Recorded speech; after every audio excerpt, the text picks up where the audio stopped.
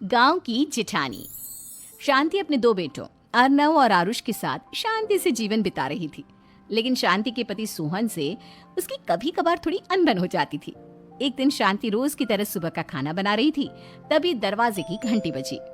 घंटी की आवाज सुनकर वो दरवाजे की ओर जाते हुए कहती है, अरे आती हूँ, कौन है, सब्र करो।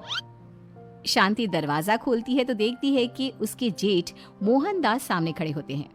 वो सक पकाकर अपना घूंघट करती है और पैर छूकर कहती है, आइए आइए जेठ जी। कैसी हो शांति? जी मैं तो बिल्कुल ठीक हूँ, सब आपकी मेहरबानी है भाई साहब। शांति और मोहनदास की बातें सुनकर शांति का पति सोहन और उसके दोनों बेटे बाहर आ जाते हैं।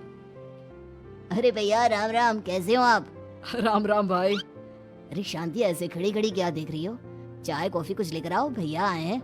शांति तेजी से रसोई की ओर आगे बढ़ती हुई कहती है, अरे मेरी माँ, गेट खोलने के चक्कर में मेरे तो चावल ही जल गए। वो दौड़ी दौड़ी रसोई में जाती है और देखती है कि सारे चावल जल गए हैं। वो दोबारा चावल बनाने में लग जाती है। इतने में सोहन आवाज लगाता है, अरे शांति, तुम्हारे चावल का रोना खत्म हो गया हो तो चाय ले आओ। जी लाती हूँ अभी। शांति जल्दी जल्दी चाय बनाती है और मोहनदास को चाय देती है। सब एक दूसरे की खैर खबर पूछते हुए चाय पीते हैं। चाय खत्म होती ही मोहनदास शांति की ओर देखते हुए मजाक में कहते हैं, शांति, अब तुम्हारी चाय में दम नहीं रहा, अब हमें चाय बनाने वाली बदलनी पड़ेगी। ये कैसे मुमकिन होगा जेठ जी? घर और बाहर का सारा काम मुझे ही करना पड़ता है और कभी कभी जल्दी जल्दी के चक्कर में काम बिगड़ जाते हैं, जैसे आज चावल जल गए। अरे इसी का तो हल लेकर आया हूँ। मैंने रिश्ता देखा है अर्नव और आरुष के लिए। दोनों लड़कियां बहुत सुंदर और सुशील हैं। अगर आप दोनों इजाजत दें तो बात करूँ आगे।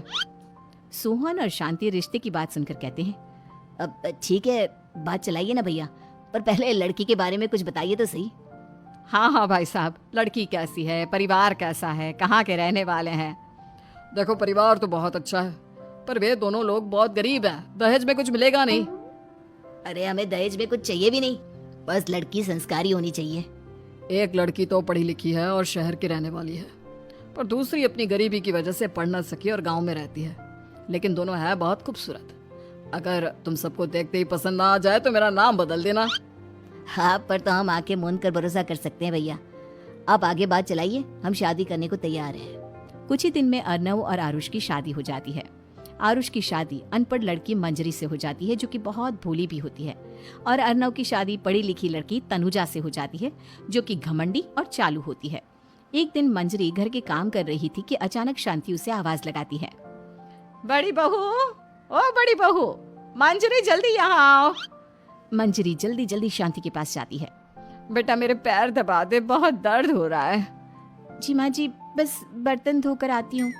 अरे बैठ यहाँ, मेरे पैर में बहुत तेज दर्द हो रहा है, बर्तन छोटी बहू धो लेगी। मंजरी शांति के पैर दबाने लगती है तो शांति तनुजा को आवाज लगाती है, छोटी बहू, और छोटी बहू।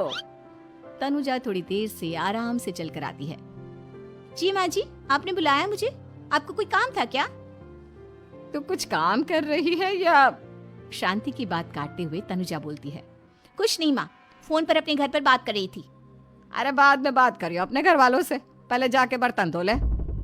तनुजा मुंह बनाते हुए अपनी जिठानी की ओर देखती है और मन ही मन कहती है, ये महारानी वहां बैठी है, ये नहीं कि बर्तन धो ले। मैंने इतनी पढ़ाई बर्तन धोने के लिए की थी क्या? तनुजा दांत पीसकर वहां से चली जाती है।